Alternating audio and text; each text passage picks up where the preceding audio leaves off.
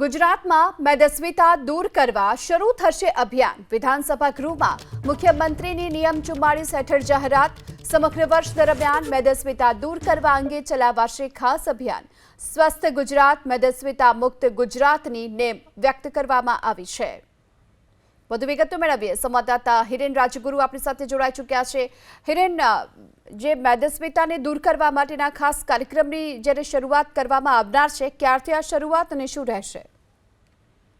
આજે જ મુખ્યમંત્રી ભૂપેન્દ્ર પટેલે વિધાનસભા ગૃહની અંદર નિયમ 44 હેઠળ આ જાહેરાત કરી છે।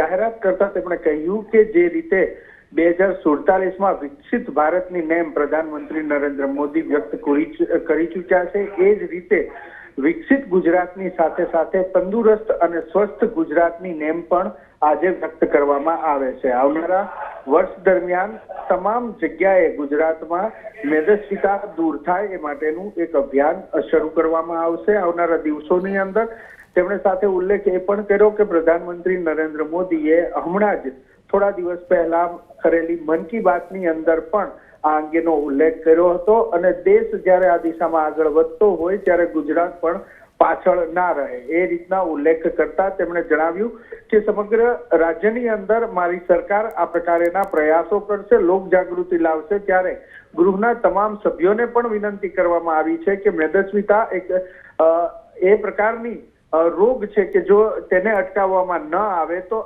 અન્ય રોગોનો શિકાર મેદસ્વીતાથી પીડિત લોકો બની શકે છે।